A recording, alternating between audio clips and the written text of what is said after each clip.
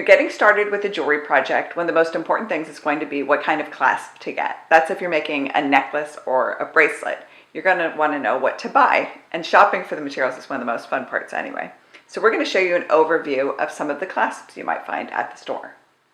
One of your most basic clasps that you'll find is a lobster clasp. And we've got 3 different examples here. One's in a silver look, gold look, and kind of an antique brass or bronze look. And they come in with different connectors. This one didn't come with any connector at all.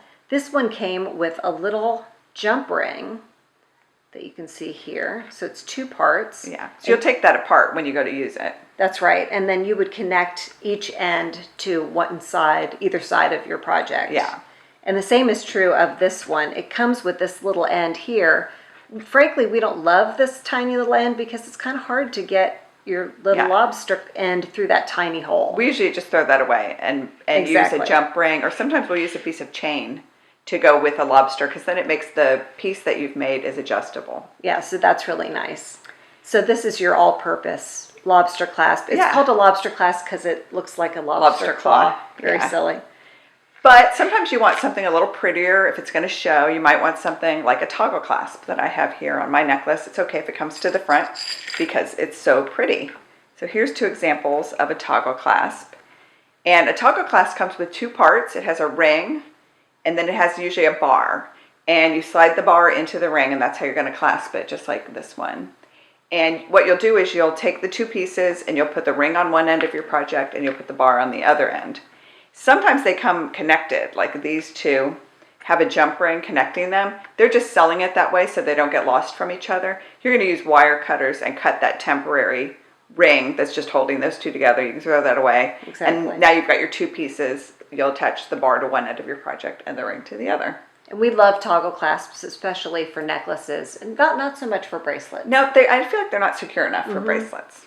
I have some bracelets with toggle clasps. I do too, but not my favorite. Yeah, and then these are S hooks. I don't know if that's what they're called at the store, but that's what we call them. We call them S hooks because they kind of look like an S shape. Yes. This one is an S hook that comes with a jump ring on one side and then a jump ring that actually connects to your project on the other side.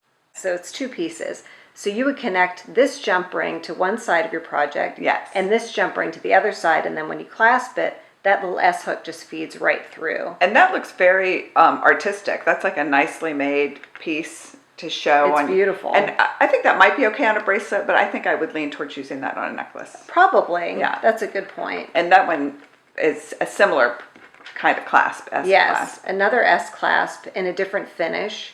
And it has a little piece here that keeps this from sliding out, which is nice. And we just love the look of this kind of S hook like this. You could kind of incorporate that into your project. Yes. Maybe put it intentionally on one side and sort of balance it out on the other with your beads. Yeah, you can plan for it and work it in. Exactly. And you'll match your metal to whatever metal you're using for your project. Exactly.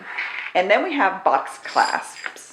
And these are great for bracelets, I think. I like them for bracelets. They're very nice for bracelets because they're very secure. For example, this copper one, this sort of pretty filigree copper one, the little end goes in and really clicks and connects. Yeah. It's so easy. You're sure that it's going to be there. It is easy It's to easy use. to put on. That one's nice for that. So we love a little box clasp.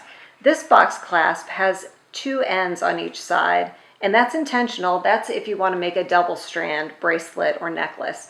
So be careful when you're picking out your box clasp that if you're only making a single strand, it only has 1 little loop on one side, and not 2. Or 3 or 4. Exactly. But if you are making a multi-strand necklace or bracelet, you will want one. Yeah. You can with use those one with those connectors. connectors. Yeah. And this opens just the same way as our other. It has that little pinch. The little slide. pinch, yeah, which is very nice.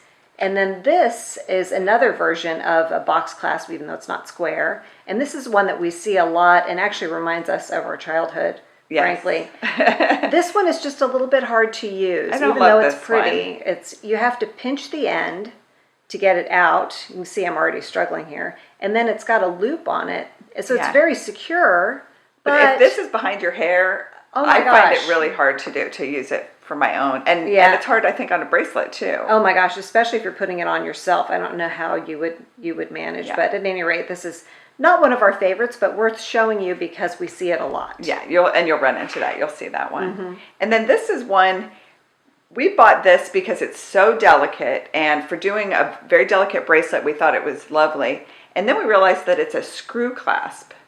Yeah, and that just... It's a lot of work. You can't do it on a bracelet then because you only have one hand you're putting on your bracelet. And also your project is going to twist if you have to screw it. So you need to have a project that doesn't mind all those rotations. It's not going to hurt it. Right, and sometimes if it flips the beads to the wrong side. You have like a permanent twist in there. It might make it too small all of a sudden. It's not ideal. I think I'm not a fan of the screw clasp. No.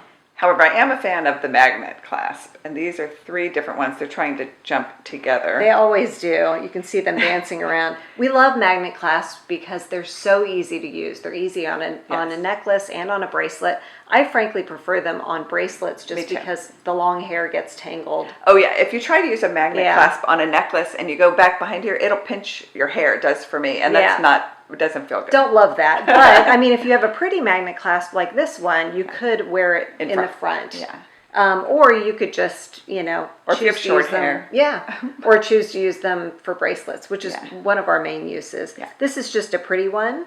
It's not super strong, so the strength of the magnet really matters when it comes to magnet clasps.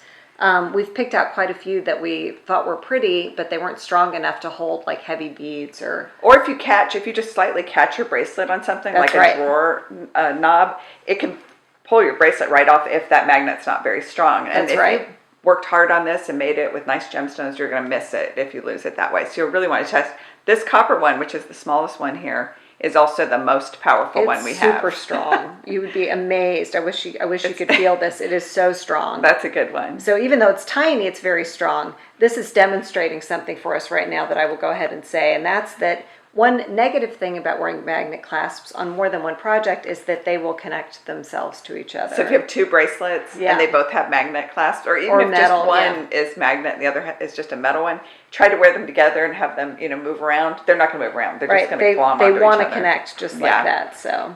Yeah. And then this is sort of a barrel shape of a different kind of magnet clasp. And this one's pretty sturdy too. It's not the most beautiful one in the world, but it's also fairly innocuous, so it's not bad. It's kind of modern looking. Yeah, it is. I like that. But we just wanted to give you an overview of the different kind of clasps you might run into. Which one's your favorite?